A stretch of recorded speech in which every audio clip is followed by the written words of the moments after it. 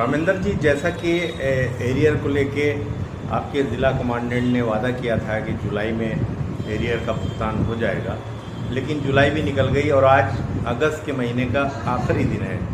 क्या आपके किसी जवान के खाते में एरियर का पैसा पहुंचा? देखिए, आप पहले मैं इंडिया न्यूज़ 24 संपादक जी को, आप सबको, आपकी पूरी टीम को मैं बधाई धन्यवाद देता हूँ। और ये आप भी बयान लिए थे कमांडेंट साहब से, आप भी बात किए सामने, तो उन्होंने जब मैं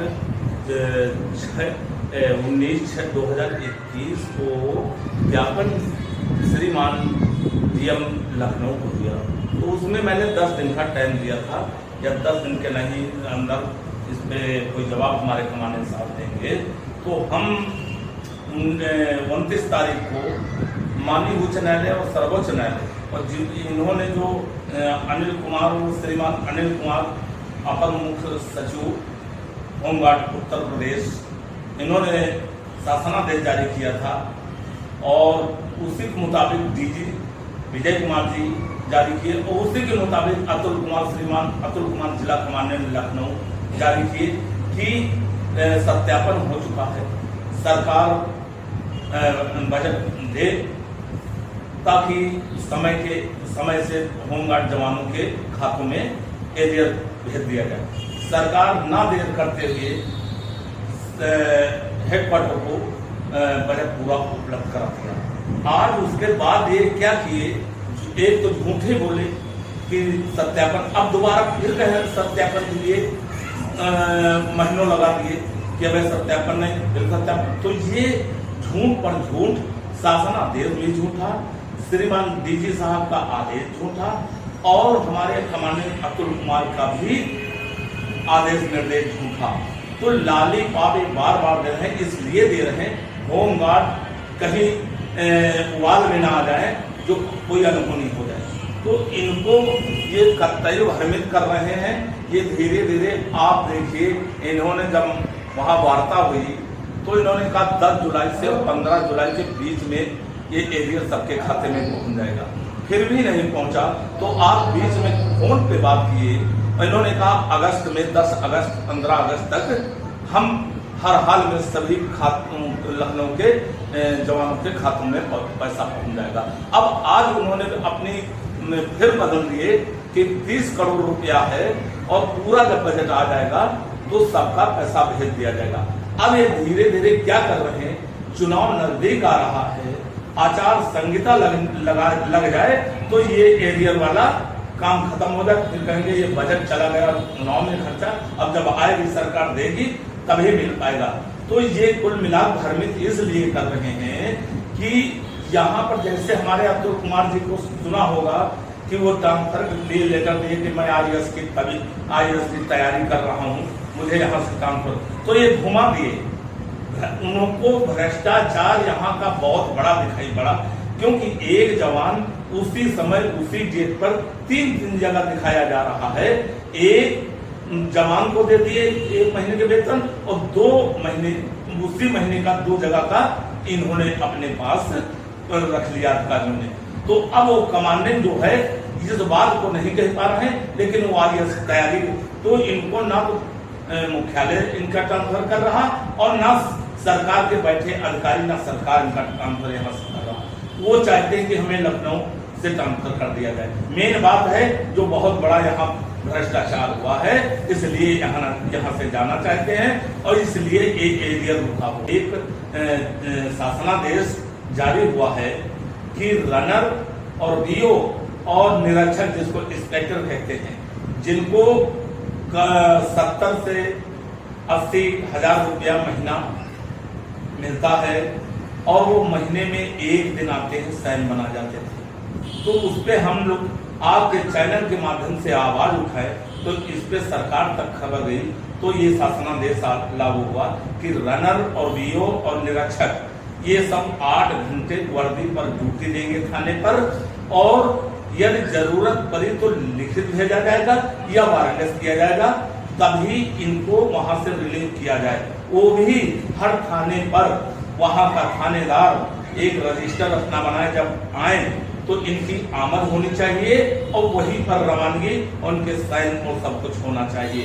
यदि ये कहीं नहीं आते हैं तो इनका ऑब्सेंट तुरंत किया जाए। तो ये आज सरकार की खा रहे हैं, सरकार की बदनामी करा रहे हैं। रिवॉल्वर मिले हैं, गाड़ियां मिली हैं, उसके साथ ईंधन दिया गया है, वो सब अपने घर के यूज में ले रहे हैं। तो ये तो देना चाहिए। हमारे जो अपने हाथ गदेली पर जान धर के रात में गश्त करते हैं, इनको जरूरत है, कहीं अपराधियों से सामना करना पड़ता है तो कैसो पड़ जाता है। तो ये तो देना चाहिए जवानों को।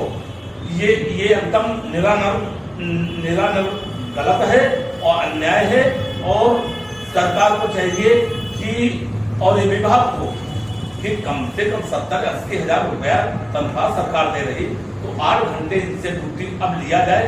कोई थाने रजिस्टर बना रहे हैं और इनसे बराबर साइन करवा रहे हैं, वर्दी पर भी आए। और ये वर्दी पर आते नहीं, और जब ये जवान को मतलब दूर धसूड़ यदि वो कह दे तो उसकी वर्दी दिखा देते हैं कि इसकी वर्दी नहीं, इसका नाउट नहीं, इसका खुद शादी में आते हैं, गलती ये करते हैं, अनुशासनहीनता ये करते हैं और इनके ऊपर आरोप लगा के कारण बताओ नोटिस जारी कर दी जाती है। ये मैं मांग करता हूँ माननीय मुख्यमंत्री और डीजी साहब को बढ़त ले नहीं बोलेंगे हम, चाहे होमगार्ड के साथ कितना बड़ा अन्याय हो जाए। और हमारे श्रीमान प्रमुख सचिव वो तो ऐसे हैं कि आप क्या बताएं कि अपनी मौत से मौत, होमगार्ड के पर खतरा भी अत्याचार हो, इनसे कोई मतलब नहीं।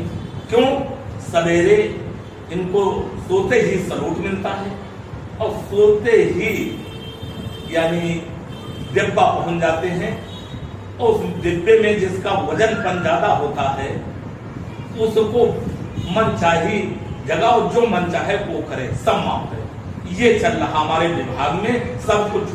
वो हमारे डीजी रंजीत सिंह और एक प्रमुख सचिव के जो आशीर्वाद ले फिर वो कुछ भी करे, कितना बड़ा गलत करे, सब कुछ माफ है।